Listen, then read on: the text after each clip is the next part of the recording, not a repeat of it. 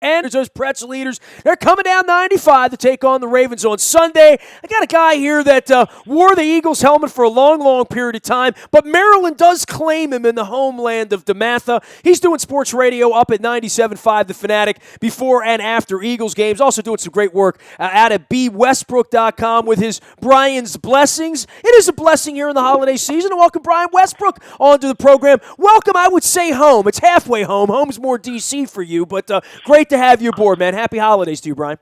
Nestor, thank you so much for having me. I definitely appreciate the opportunity. And listen, anytime I can get away from Philadelphia and get back into Maryland, whether it's in Baltimore or the Washington, D.C. area, I always call it home, so I'm happy to be back. It's tough up there, isn't it? I mean, it was tough being a player there, right? I mean, there's a side of Philadelphia, especially when a team's struggling like right now. And I guess the feeling I get is that Carson Wentz, everyone's thumbs up on that and thinking, well, we finally have our quarterback here to replace your guy, Donovan McNabb. But maybe a lot of the other parts need to be re-looked at here, retooled in the offseason. Well, part of winning football, I mean, you guys understand it down there in Baltimore with Joe Flacco, is having a franchise quarterback. And the Eagles haven't really had that in the last 6 years or so without Donovan McNabb when he left to go down to Washington. And so they finally feel as though they found their franchise quarterback in Carson Wentz. And now they're at the beginning of the process. Now it's about building a team around this young quarterback that has athletic ability, great decision-making. He's been accurate. He's helped this team win some games, but he's also put them in some bad situations with rookie mistakes, staring down receivers, turning the football over, overthrowing guys, not reading the coverages properly. And so there's a growing process for him, too. But now it's incumbent on Joe Douglas as well as Howie Roseman to try to find some additional pieces to help this young man. And I think they can use a blueprint that Baltimore used. Baltimore did a great job of surrounding Joe Flacco with a very good defense that was already mostly in place already, but also guys on offense that could help him out. Ray Rice, Torrey Smith, Dennis Pitta, guys that can go out there and catch the football and make plays for him. That's the same thing that the Philadelphia Eagles are trying to do, and they have their work cut out for them. Man, you just said two words that I haven't heard anybody say this week, literally. And this guy, I've known him 2 decades now, Joe Douglas, Big Joe D, the Turk. It didn't even occur to me that he's sort of running things there. You talk about the Ravens and the Eagles, man. You being a sort of a Maryland guy that found yourself up there running a football in Villanova and going and playing for the Eagles. You've become this Philadelphia guy. It's like John Harbaugh's a Baltimore guy, but at heart, I mean, Harbaugh got most of that up in Philadelphia, and I know you know him. And now Philadelphia's taken this piece that's been a part of the Ravens for 2 decades. And Joe Douglas was, and I wrote about this in my book when I wrote Purple Rain too, Joe Douglas was a huge part of the Joe Flacco getting drafted to the Ravens, and now I guess he's bringing a lot of those Ravens sensibilities up there, right? Well, when you look at the Ravens, I mean, this is just a great organization to use as an example that they draft well. They're not going to go out there and try to get the most free agents every single year. They're going to try to build their team through the draft, and I think Ozzie Newsome, as well as Joe Douglas, did a great job of building their team through the draft and finding ways to make a third rounder look like a first rounder and the fourth rounder contribute to help the team win. And that's what it's all about. It's just too hard to hit on every free agent. It's just too hard to try to figure out who's going to be the next guy that's going to fit your system coming from a different system. It's just hard to do that. But if you can draft a young kid, groom him, and build him up in your program, in your culture, understanding exactly what you want him to do, then you're much better off. And I think that's the path that the Philadelphia Eagles are trying to take at this point. But again, Nestor, they are at the very beginning of that process. They still have a long way to go. And patience is not something the Philadelphia sports fan finds to be part of its DNA, right, Brian Westbrook? Well, everybody wants to win. Everybody wants to win right now. And in Philadelphia, there's no different. There's actually probably a little bit more pressure on the team and the coaches, Joe Douglas, the management, to win right away. This is the way I feel about the NFL and the teams. At some point, unless you're the Patriots that's had really a 15, 16-year reign at the top because of one player and one coach, and that's Tom Brady and Bill Belichick, it's going to be hard to stay at the top for very long. The Ravens were at the top for a few years there, and now they've dropped back just a little bit. The Eagles are trying to find their way to get to the top, and it's going to take some time. It's going to take some great decisions as far as in the draft room, and it's going to take some great play from their key players, quarterback being one, Carson Wentz. And if they're able to do that, and they're lucky enough to win some of those games and hit on some of those drafts, they'll be in a good position in 2 or 3 years. He is Brian Westbrook. You can follow his journey out on Twitter, and hundreds of thousands do at 36 Westbrook. We welcome him back to Maryland. A lot of people don't know you got Maryland roots back here because you've been up there with those cheesesteak eaters all this time. And, I'll say this. The offseason was a mess. The last few years, I mean, you kind of got out of there at the right time. You ate good in Super Bowl and all that when John was coaching the special teams up there. The last few years, not just the turmoil around the quarterback, but the whole Chip Kelly thing blowing up. Lurie kind of holding the bag with that, and Howie Roseman being a part of this, and people questioning his football acumen as well. And then just the whole notion that they were going to trade a draft away to go take a 1AA kid from North Dakota, right? I mean, this didn't smell so good back in April, and I don't know that it smells good at 5-8, but I know that fate happened, right? Out in Minnesota, Bridgewater gets hurt. They wind up turning Bradford for a number 1. In the end, and I'm not an Eagles fan, far from it, Brian. Let me say that. But if I'm an Eagles fan, if I'm reasonable, I'd say, well, they made some strides this year. They found a quarterback because most people agreed Bradford wasn't going to be their guy, and I don't think anybody in Minnesota thinks Bradford's going to be their guy right now. Yeah, you're right. The fans understand that Sam Bradford was limited in some of the things that he can do, and he was never going to be the guy that's going to lead you to that championship, which everybody, and really every NFL city desires, but the people in Philadelphia are very hungry for a championship at this point. It's weird because most people in Philadelphia, if Donovan McNabb was a quarterback this year, they would be very tough on Donovan, on some of the interceptions, some of the mistakes. Same things that Carson Wentz has made. But with Carson Wentz, they understand it's a process. They understand that it's not going to be overnight. They understand that he doesn't have a lot of options on the outside as far as weapons to throw the ball to. And so they've been very, very patient. The fans, the analysts have been very patient with Carson Wentz. And I think it's helped them just a bit. This is a learning season for him, for Carson. He's going to have to learn how to be an NFL quarterback. And there's a little bit of a difference coming from a 1AA school, playing in the big league of the NFL, and starting on a team where you really have to carry the entire offense to make them successful. And so he's learning along the way.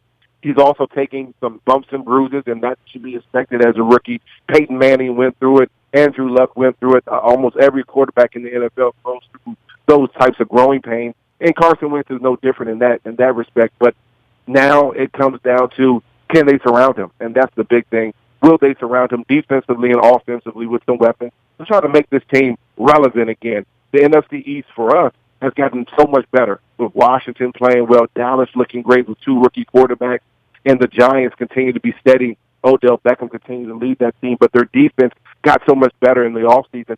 Now it's time for the Eagles. If they want to be relevant in that division again, they have to find a way to find some defensive dominance. They have to find some way to find some playmakers on the offensive side of the ball. And if they do that, then they'll be relevant. They'll be in the conversation again. But at this point, unfortunately, at 5-8, they're just not in that conversation.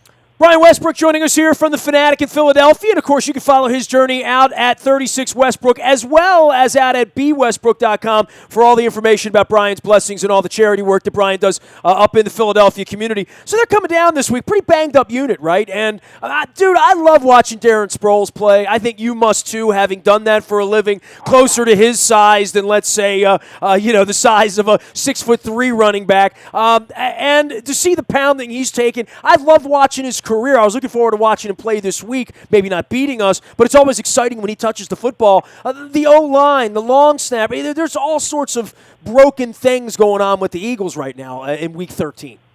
You're absolutely right. I saw their head coach, Doug Peterson, on Monday, and his first comment to me was, we're the walking wounded at this point. And if you're a head coach and you're talking about the walking wounded, that means you're upstairs trying to figure out who you can trust and who's going to play.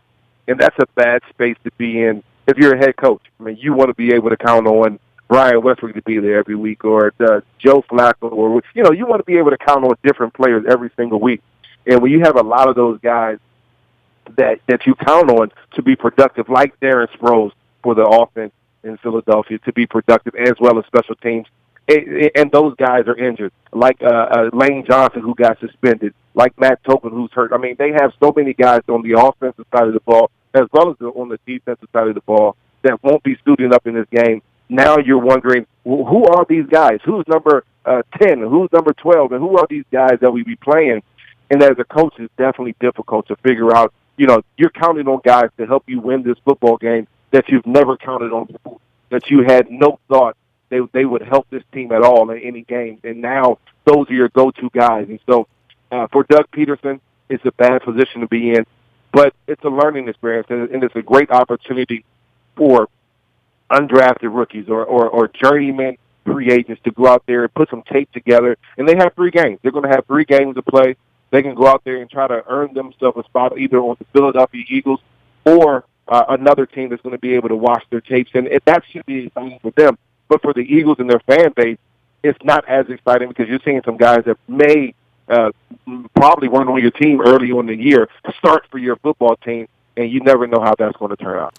Brian, you spent a lot of time there with John Harbaugh back in the day. Some thoughts about John and what he's managed to accomplish. I mean, it happened right around the time you got out of the game that John came to Baltimore, and has become an institution here. And this is a reuniting of a guy in the franchise that, and we only see each other every couple of years. You know how that works. It's always a little strange, I think, for John with the Eagles because he poured so much of himself into the Eagles over the course of a dozen years, right?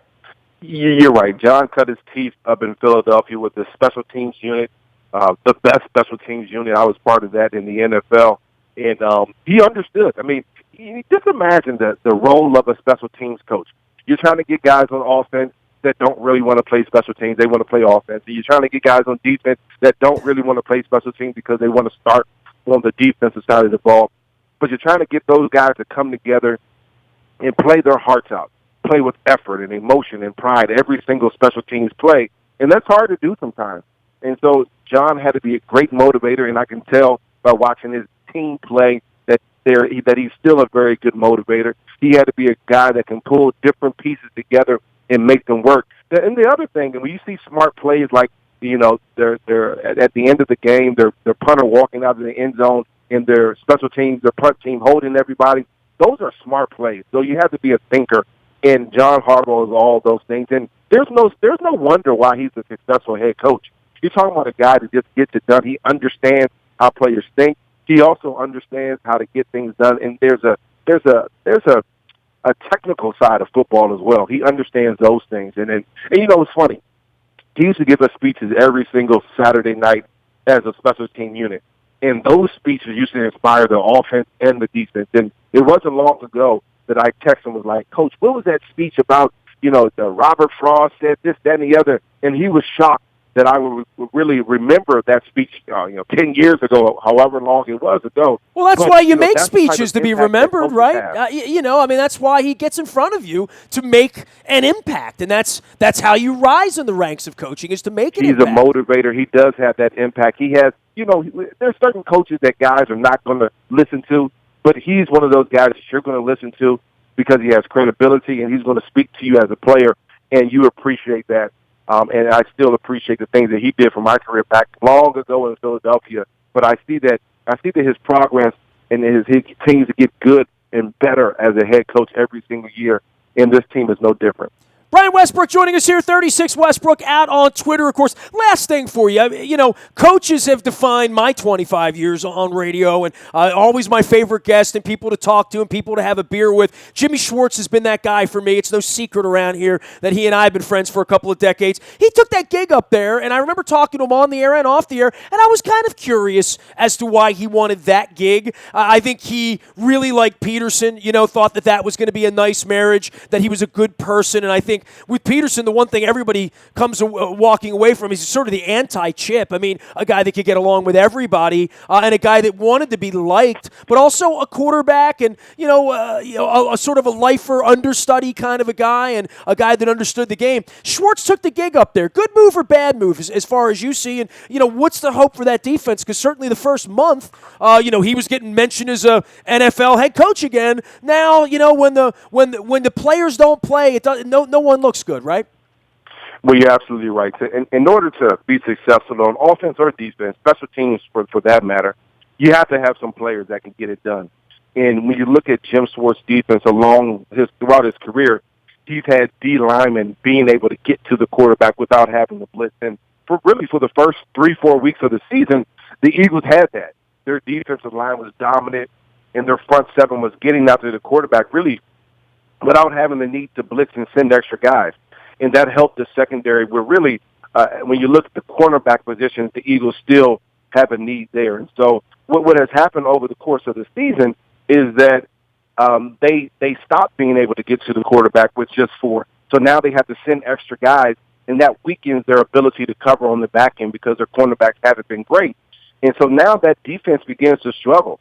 And when quarterbacks come in and say, listen, we understand that you're really dependent on your front four to get pressure to make that defense go, they start getting the ball out of their hands very quickly.